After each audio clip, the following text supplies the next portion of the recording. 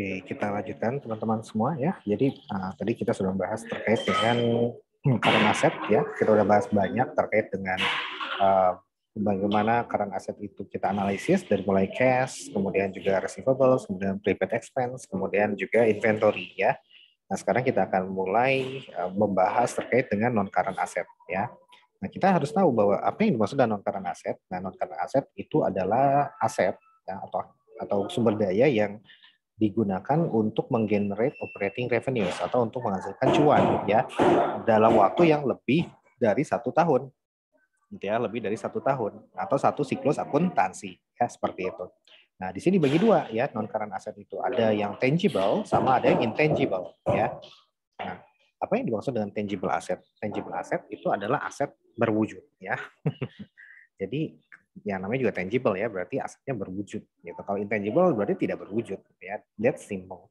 Nah, ketika kita menganalisis, jadi dalam aktivitas investasi gitu, kita menganalisis tangible asset atau aset yang berwujud, aset tetap yang berwujud gitu ya, maka kita harus memahami apa yang menambah nilai dari aset, apa yang mengurangi nilai dari aset tersebut, ya, yang bertambah dan mengurangi.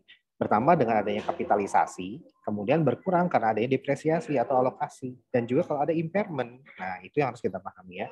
Jadi ketika melihat aset suatu perusahaan atau emiten, kita melihat, oke, di CLK-nya sama di prospektusnya, di laporan tahunannya, kita melihat apakah ada hal-hal yang bisa menambah nilai kapitalisasi dari aset. Nah, aset bisa bertambah, aset tetap ya, ketika ada proses kapitalisasi, ya ini misalkan ada major repair ya atau overhaul ya. Jadi perbaikan yang sangat besar sehingga bisa menambah masa manfaat dari si aset tersebut, maka itu nanti biaya untuk memperbaikannya akan ditambahkan ke book value dari si PPE-nya atau dari si fixed assetnya.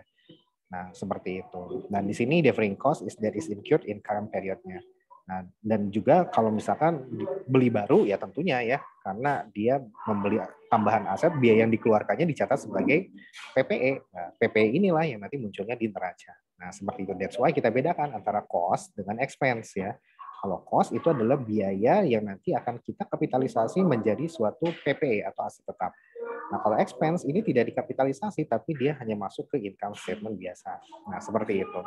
Nah, kemudian alokasi, nah ini maksudnya adalah si biaya yang dikeluarkan untuk memperoleh aset tersebut atau PPE atau aset tetap itu dialokasikan selama masa manfaatnya, gitu ya. Nah, seperti itu dialokasikan, artinya dibuang. Misalkan pembeliannya adalah 100 ya miliar gitu. Nah, masa manfaatnya adalah 10 tahun. Nah, maka selama 10 tahun dia akan dikurangi nilainya ya. Berarti per tahunnya akan berkurang sebesar 10 miliar. Nah, kurang lebih seperti itu. Nah, prosedur untuk mengurangi nilai dari aset tersebut dinamakan depresiasi ya atau amortisasi kalau dia apa namanya sifatnya adalah ini biasanya berkaitan dengan tangible ya, intangible aset ya. Nah, kemudian depresi ini untuk natural resources seperti tambang dan sebagainya ya. Nah, maka dalam melakukan depresiasi kita harus aware bahwa yang menentukan nilai depresiasi itu adalah apa? Adalah pertama adanya depreciable base. Oke, kita lanjutkan ya. Jadi depreciable base itu adalah apa? Itu adalah cost dari si aset ya dikurangi dengan si residual value-nya. Nah, seperti itu ya.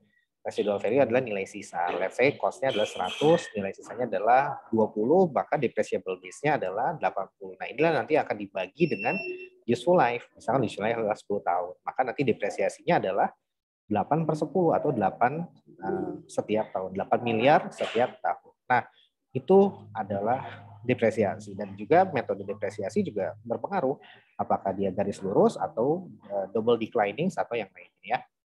Nah, kemudian selanjutnya kita harus memahami bahwa selain depresiasi yang dapat mengurangi nilai aset adalah impairment. Impairment ini adalah expected undiscounted cash flow. Nah, jadi yang kurang dari si nilai book value dari si aset ya, cost dikurangi dengan akumulasi depresiasi gitu ya.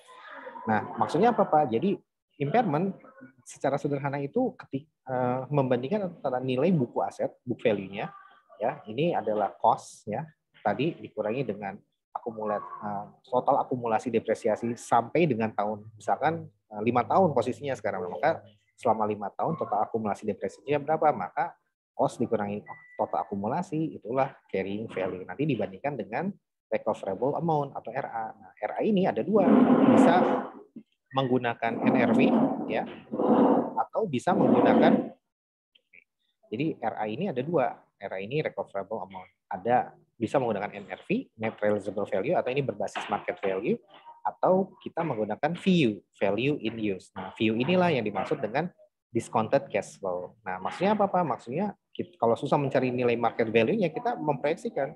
Misalkan masa manfaatnya adalah 10 tahun gitu ya. Nah, maka selama 10 tahun itu akan menggenerate income berapa? Let's say 100 misalkan.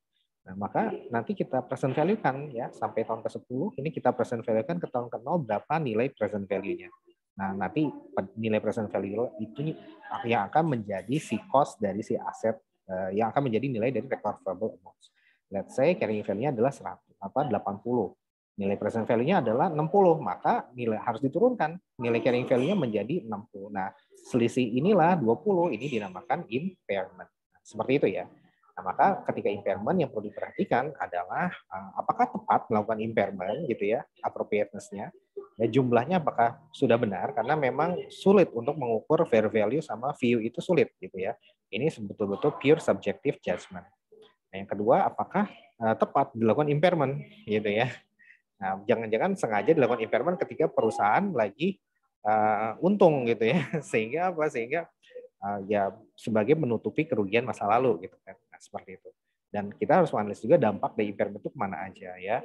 Dampaknya tentunya ke income statement ya, bisa juga ke retained earnings ya, kalau lebih dari 1 tahun ya.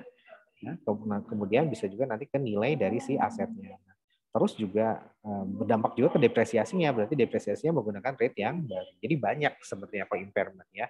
Nah, seperti itu. Nah, kemudian yang perlu diperhatikan juga adalah bahwa kalau intangible udah beres ya, berarti apa yang menambah dan mengurangi ya. Nah, untuk yang intangible itu juga sama. Intangible ini contohnya seperti paten, goodwill, copyright gitu ya.